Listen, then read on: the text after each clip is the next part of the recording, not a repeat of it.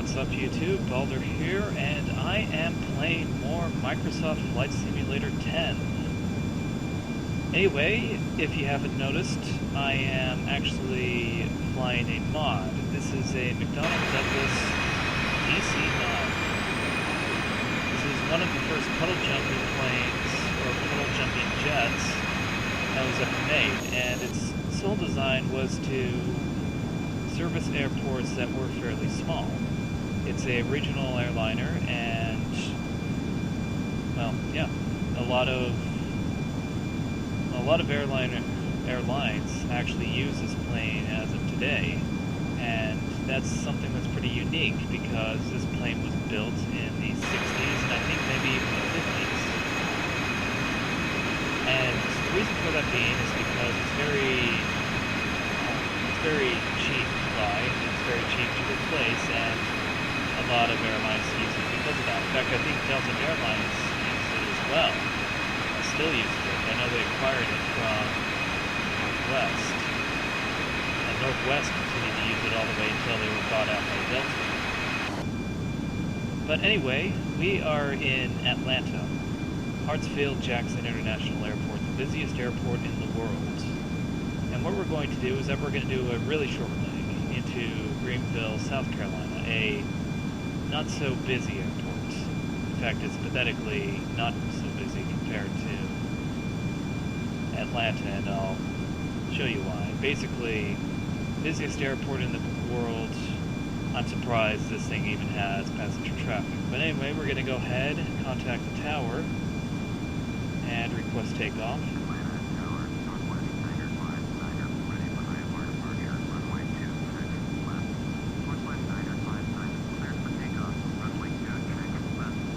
So we're cleared for takeoff. I'm going to go ahead and turn the strobe lights and the landing lights on. And I don't think we need any of that. So yeah, with all that set in mind, we are ready for departure.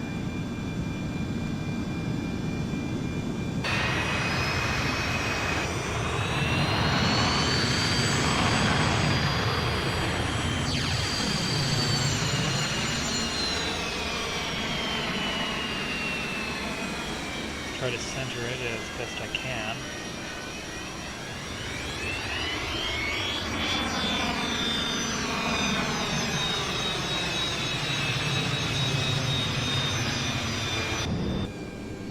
Alright, spool up the engines. Engines are stable and going to full.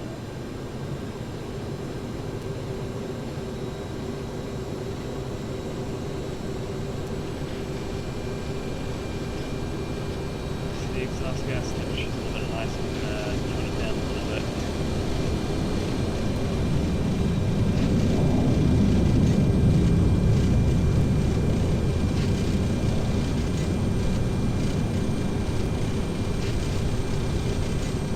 Rotate.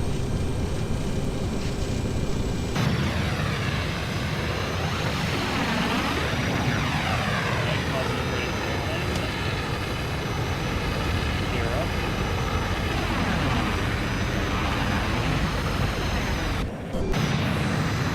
And now we are in the air.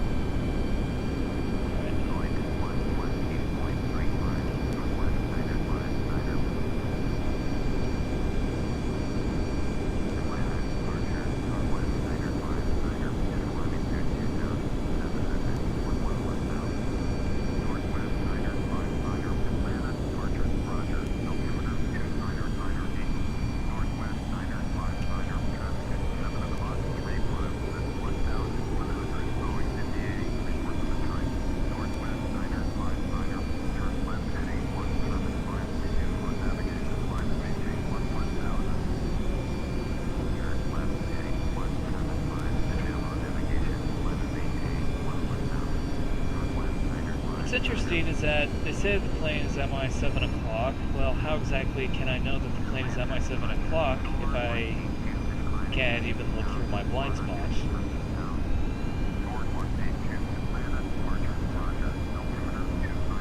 are several inconsistencies with air traffic control in this game, and it's kind of sad because otherwise this game is pretty flawless.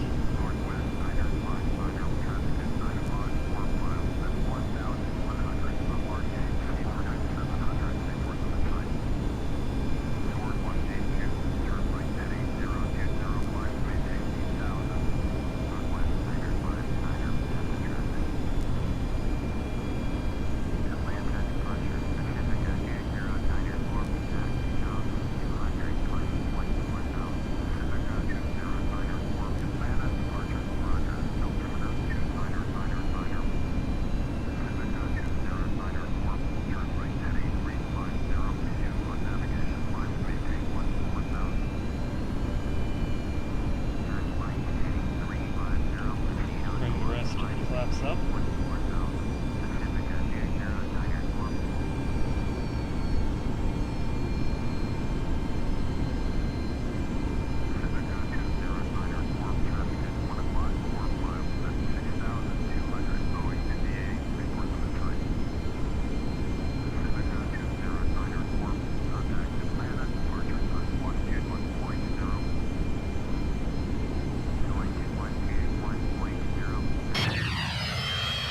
Alright, so it seems like right now we're in a good steady climb.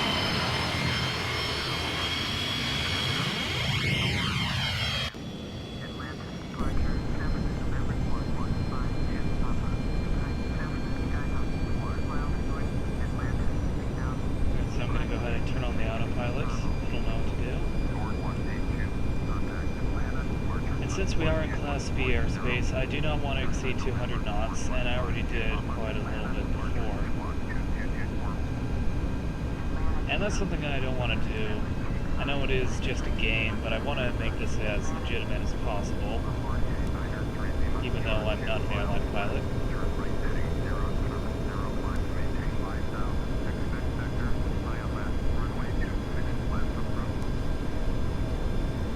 But from where it stands, this plane is climbing very steadily, at a good angle, and at around 200 knots. Climb like that, it is quite, well, I want to say quite impressive, but this thing is, of course, a regional plane. It's designed to be very powerful, and it is, of course, designed to take off short runways and things like that.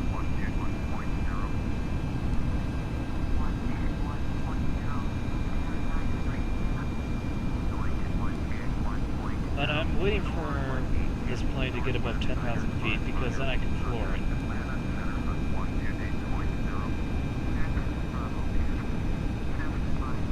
He just contacted me, alright. There we go, all the way forward.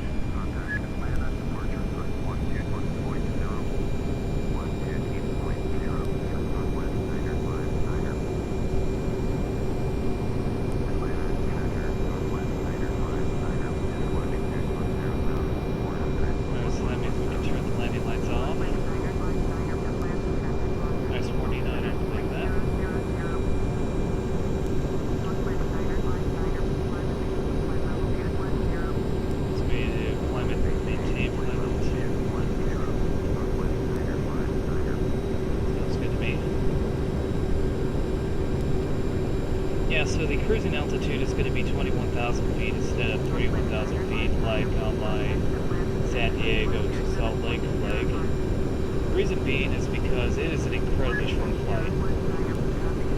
I'm surprised, well, yeah, take a look at the GPS, I'm even surprised that I'll make it to 21,000 feet. I almost doubt that I will before I need to descend.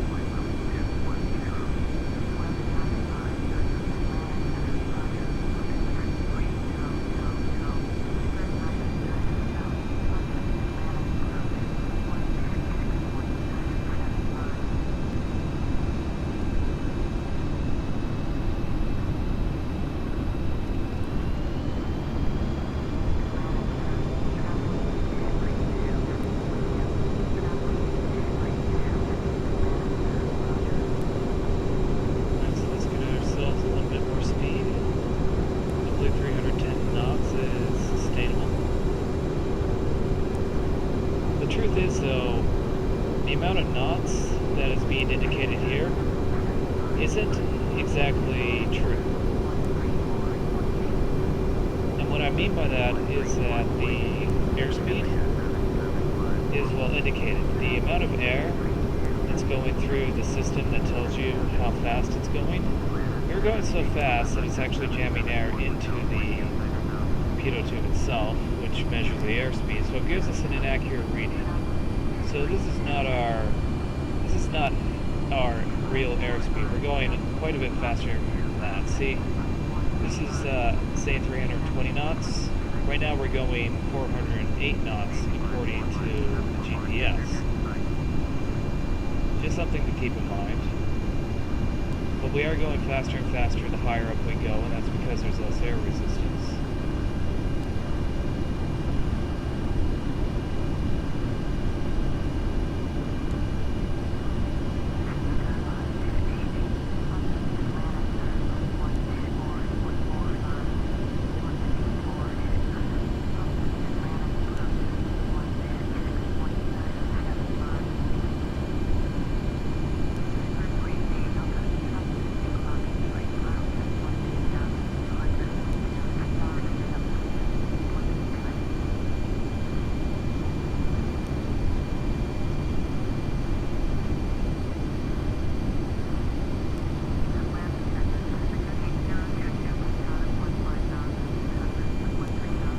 So we're at 18,000. We're going to go to standard barometric pressure.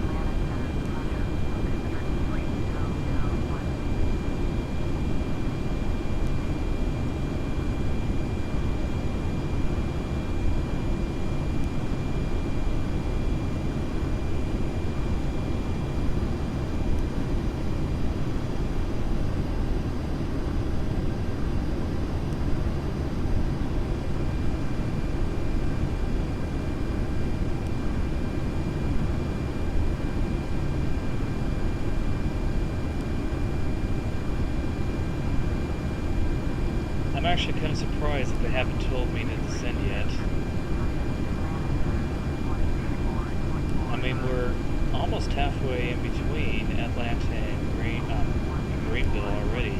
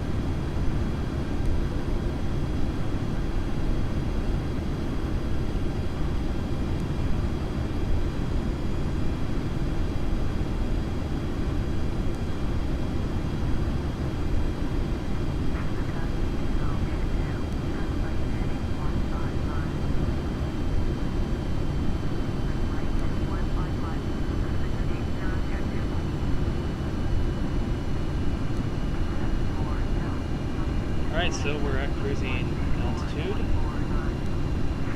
Everything seems to be going good as of now. Yeah, this ride is so short that I don't think they'd even be serving drinks. I don't think they'd even let the seatbelt sign on. And in fact, I'm kind of surprised that they haven't even told me to descend. It should happen any minute now. But if anyone is curious as to what IFR stands for, it stands for Instrument Flight Rules. When it comes to airliners, every single airliner is going to go off of IFR. And I do believe that is a law, but don't quote me on that. But that's what all the airliners do. And once you get past 18,000 feet, you go into what is called Class A airspace, and in Class A airspace, the only way you can get in there is if you have an IFR clearance. That's because things are so, I guess I kind of should explain what IFR is. So there are two things, a VFR and an IFR. The VFR stands for Visual Flight Rules, and what that does is that basically you fly at your own discrepancy, if you want the tower to, or if you want air traffic control to guide you all the way, alright, go ahead and do that. If you want the tower to guide you all the way, they'll go ahead and do that. In IFR, they tell you what to do. And then you're supposed to follow your flight plan, which you filed in order to get into an IFR. And they'll pretty much guide you all the way to the airport you desire. There we are. We're going to descend.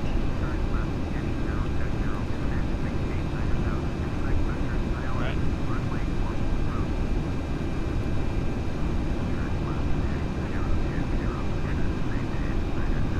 So they want me to descend and maintain 9,000. I'm going to go ahead and change that.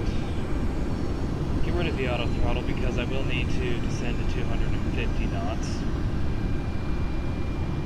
So yeah, IFR will pretty much have you be restricted to what air traffic control tells you to do. And the only way you can really deviate is if you cancel the IFR or if you're declaring an emergency.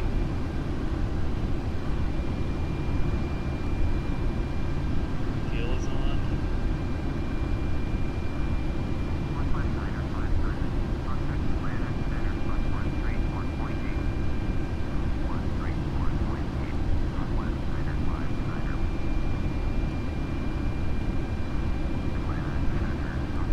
So yeah, this is definitely a short flight. I mean, we aren't even out of Georgia and we're still... That was a good way to put it. We're not even out of Georgia and we're descending into South Carolina. And fairly soon we'll get to our destination. But if you see my other videos, I explained what Class B airspace looks like. On a Class C airspace, you're going to see something a lot like this. Lines that are magenta. And in order for you to get into this airspace, what you need to do is that you need to establish radio connection with the control towers. And once that happens, you're cleared into the airspace. In Class B airspace, if you want to get into it, you need to contact the airspace control, and they have to, and you need permission from them to even get into it. So yeah, the difference between Class B and Class C is amazing. It's ridiculously amazing, to be honest.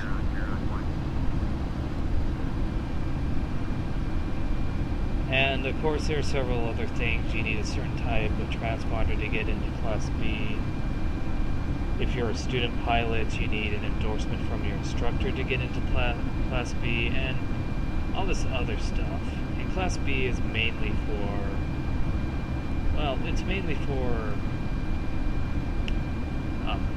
commercial use, such as the airlines and some type of general aviation. But there are several places that will have flight schools and that will have a general aviation hub, though they are rare. They do exist.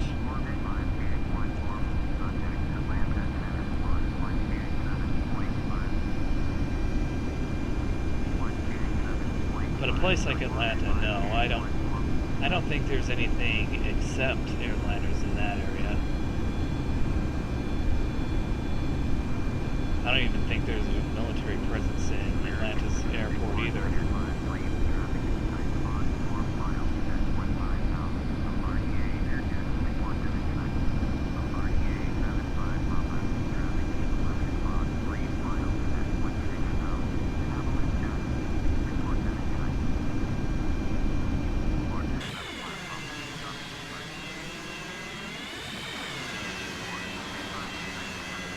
So yeah, we are on our descent, and so far things are going pretty smoothly. They say for me to use the ILS, however, it looks like I can go into a visual approach into the runway.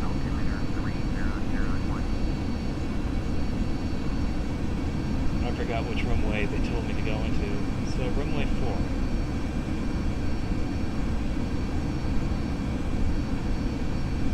I believe, much like San Diego, Greenville's airport only has one runway.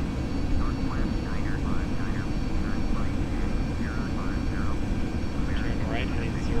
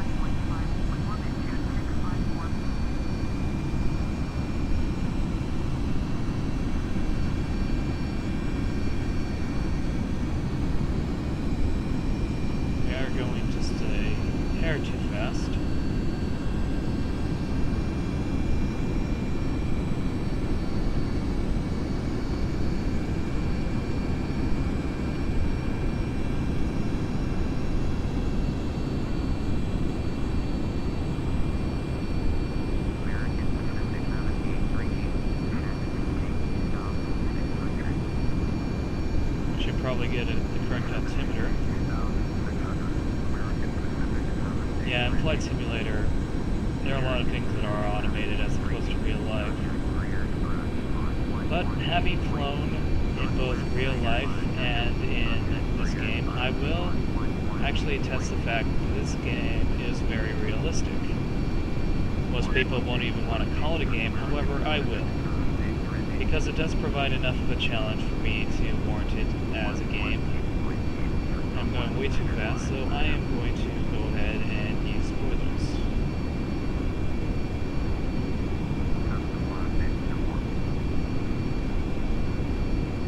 There we go.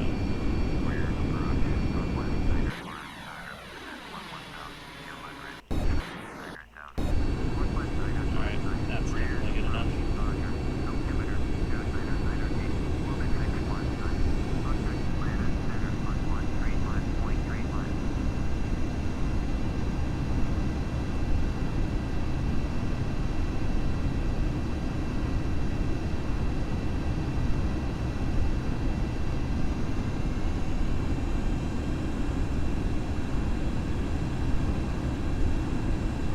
We are approaching 10,000 feet. It's standard operating procedure to turn the landing lights on under 10,000 feet, so there we go.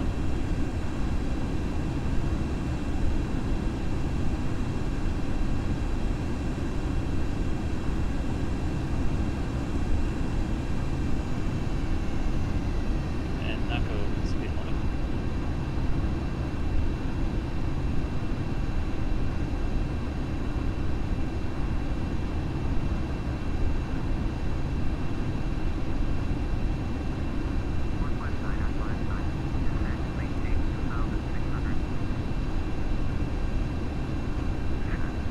So the airport is coming up pretty quickly.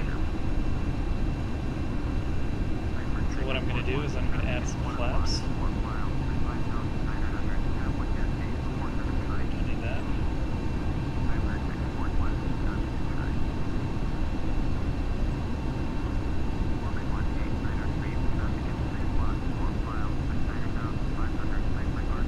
Another thing that flaps do is that not only do they create lift, but they also generate drag. So you'll be climbing more while you're going slower. And the reason why the nose is dipping down is because it has to keep descending, even though the flaps are trying to make it climb, so the nose is dipped down even more.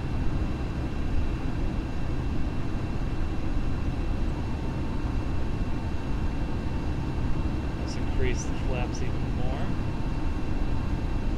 So the nose is definitely going down.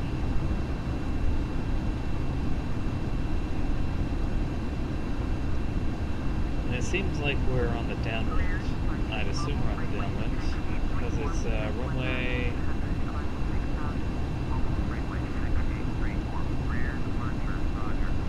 Runway 4.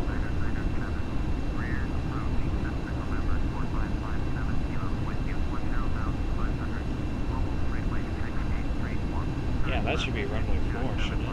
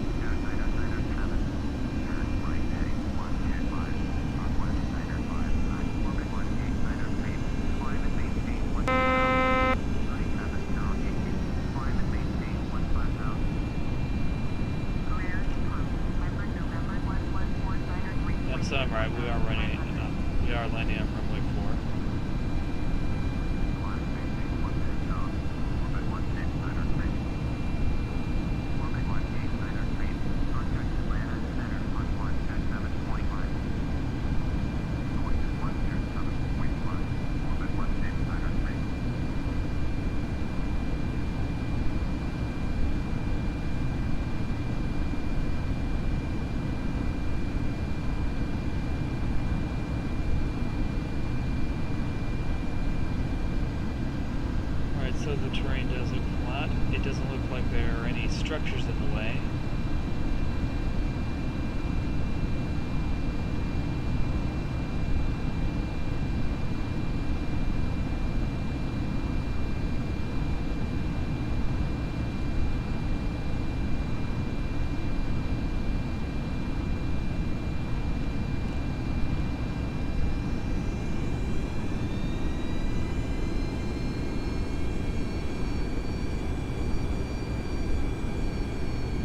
Try to keep the flat configuration up this way.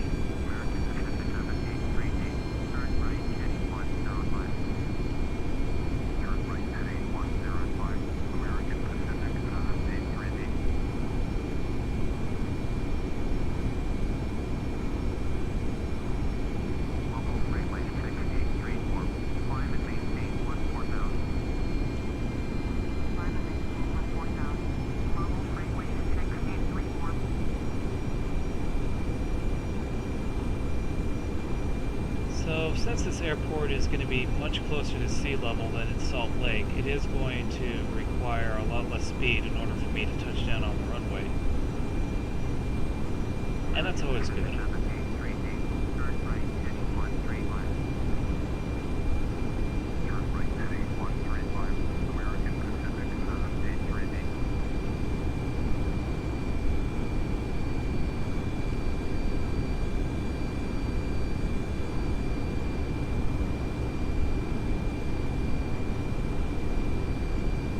If you're wondering what these circles, these dotted circles are, they are Class D airspace.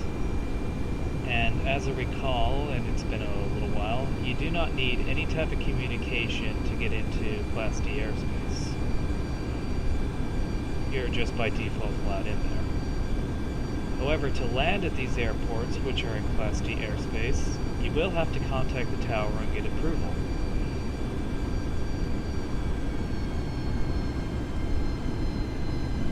Of course, I could be incorrect. You may need to contact them and get a two-way radio, but I'll have to look that up.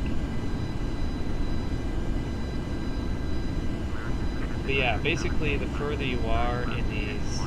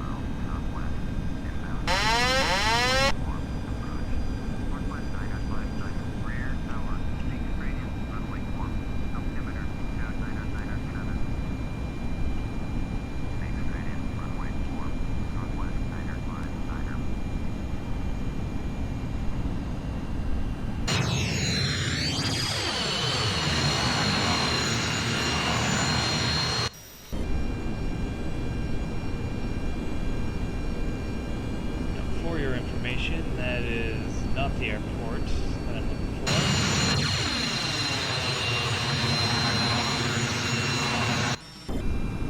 That is a different one.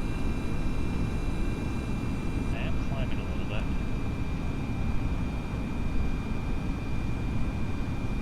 It's a Learjet that's taking off. And come to think of it, I haven't used any... I have used auto throttle a little bit, but mostly not. Apparently with this mod, it really isn't good with auto throttle, which is fine because the autopilot did its job. Of course, when it came to this game, I don't think I ever was able to program the autopilot to land the plane itself. And in real airlines you can do that, though I never understood why you would.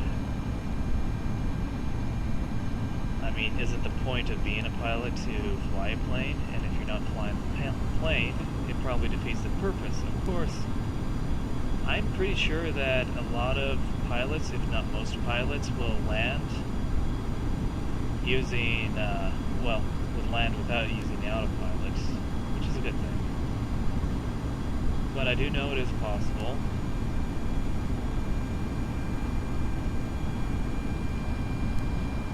But landing on autopilot even then, you definitely don't want to go overboard. And by going overboard, you don't want to use it in situations that would be deemed hazardous, such as a thunderstorm or bad visibility or icing conditions. Never want to use that.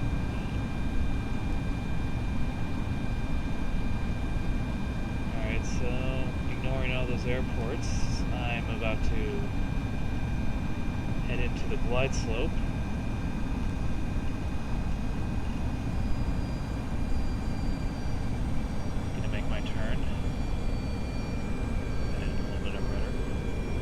There's our airport. That's the one we want.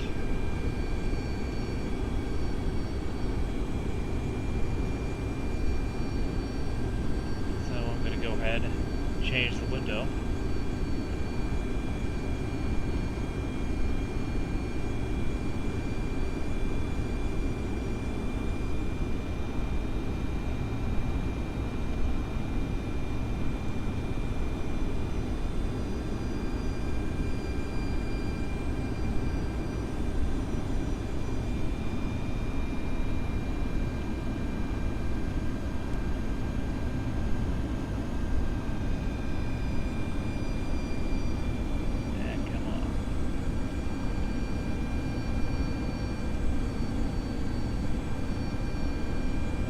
Getting a little bit of wind shear. That's never good.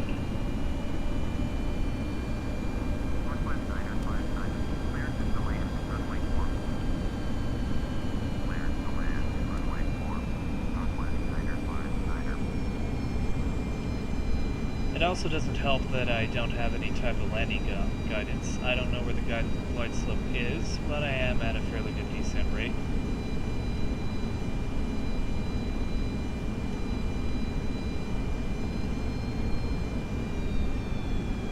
Need to go around if things become more difficult.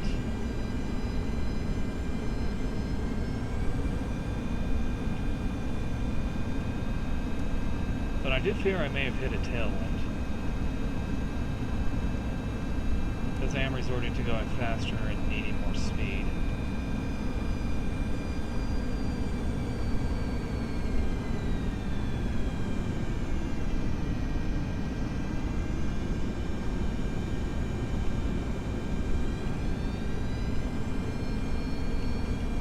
It does seem like I'm pretty square on the runway.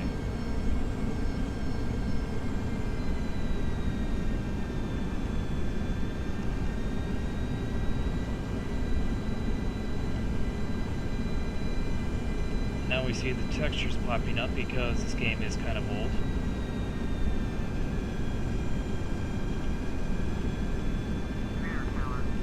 And those things are pieces of turbulence. I don't know why it's showing up. I think it's just a programming error.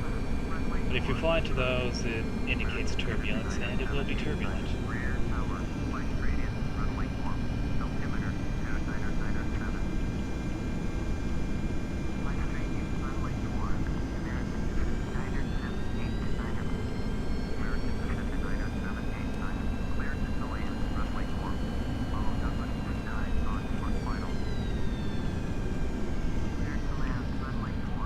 That last run was a little bit too much.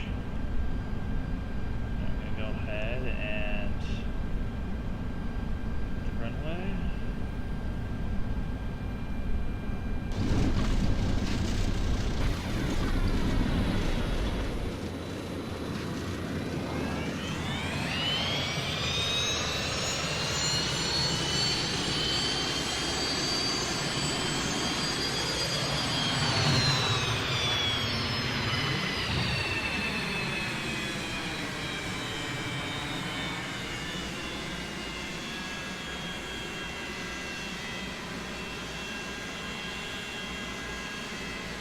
So yeah, we landed. It was a little bit windy and a little bit choppy, but for the most part I would have to say it was a fairly good landing.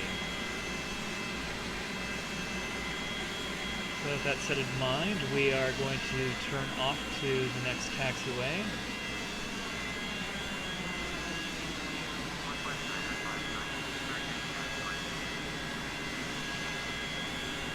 And just turn off here.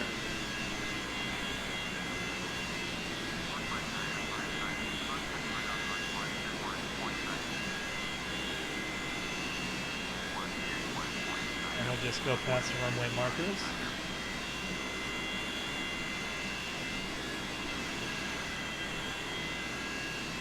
And we'll pause here. Bring the flaps up, and well, that's our flight.